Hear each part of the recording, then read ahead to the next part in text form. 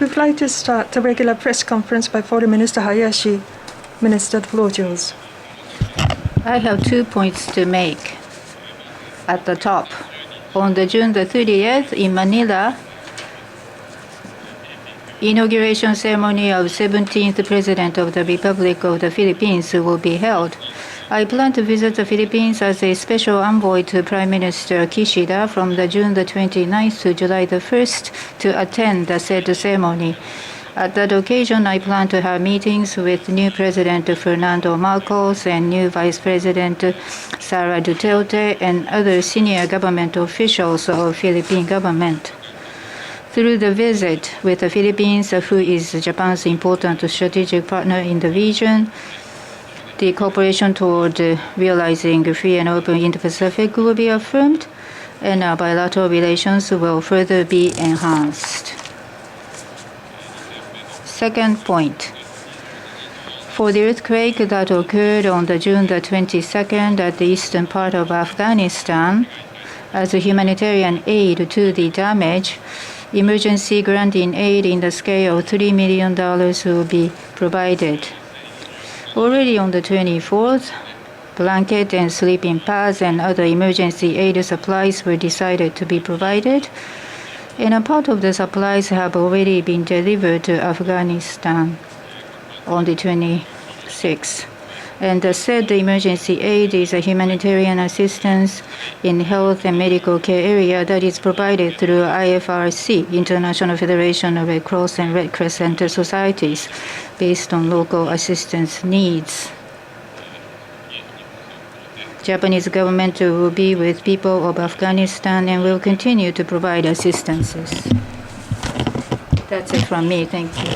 If you have a question, please raise your hand. We call upon to use the nearest microphone. Give us your name and affiliation. Yomiuri Shimbun, Yoda-san, please. Yomiuri Shimbun, Yoda. As you mentioned about your visit to the Philippines, I have a question. Speak closer to the microphone, please. I cannot hear your voice.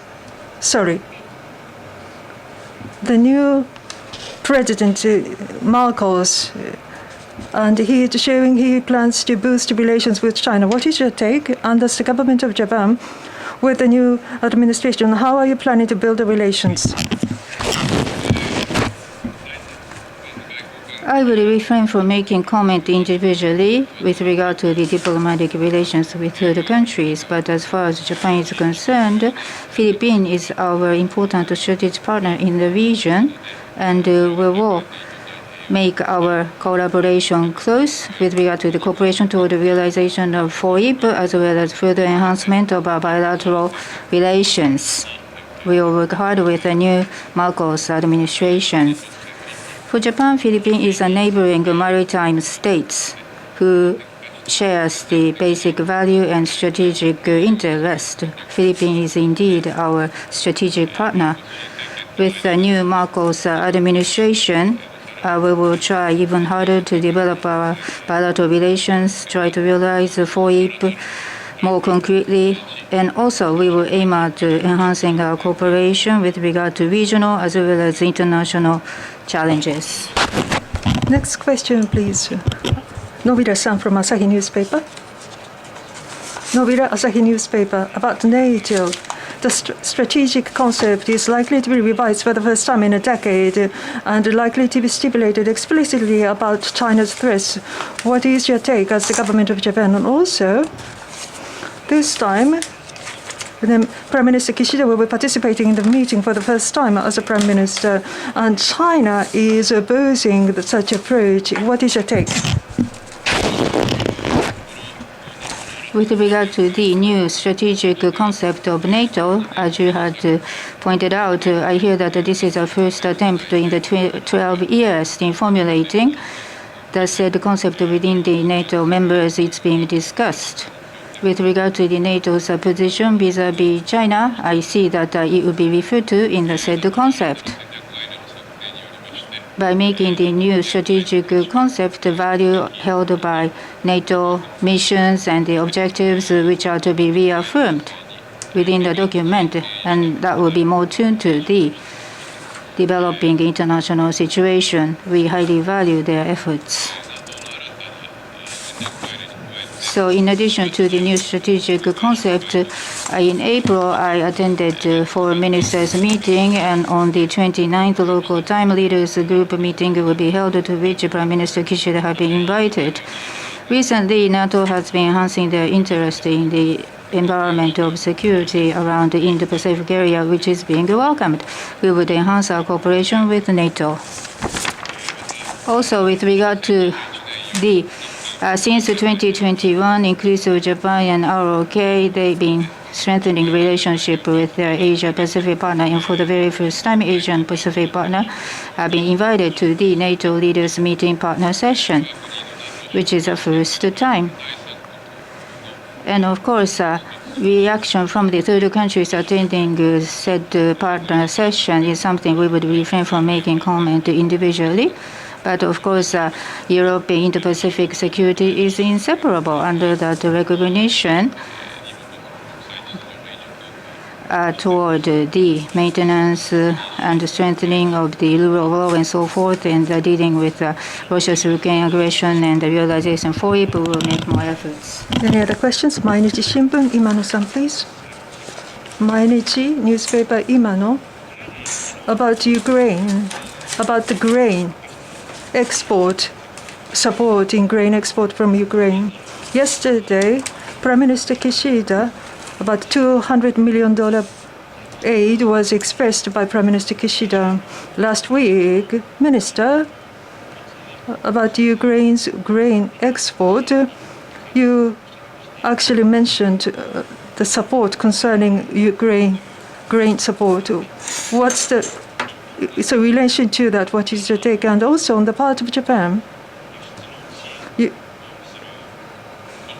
what's the significance of Japan helping the grain export? And also on August, there is going to be a TICAT meeting held for Africa, to African region, extending support to Africa. On Japan's approach, I also have a question.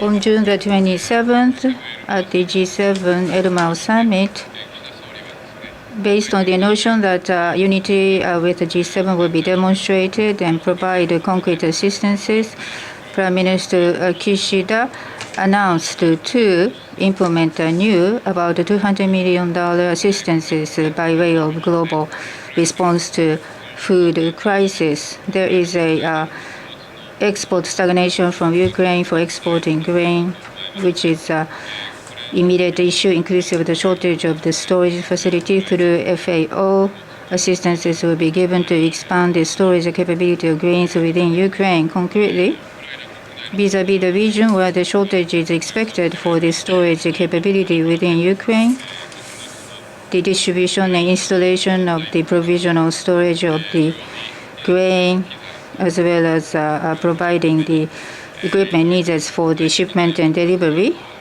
Quickly, the coordination is underway to implement that kind of assistances. In addition, vis-à-vis the export suspension happening from the Black Sea, the imminent issue is to find an alternative export route. And there is a plan to quarantine area located at the border of Romania in order to improve the processing capability there. Coordination is underway to provide assistances. Through these assistances, the full harvesting season will arrive from July through August in Ukraine. So to promote exports of grain from Ukraine and to strengthen the food security of the world, Japan will work hard. As for the TICAT ministerial meeting, which was held just the other day, at that time, inclusive of the wheat and other food-related price hike and so forth, impact has been big. And TICAT participating countries and foreign ministers have pointed to the hardship being faced. Strengthening of food security is an important topic, and at the TICAT, we also like to address that issue. This concludes today's press conference. Thank you.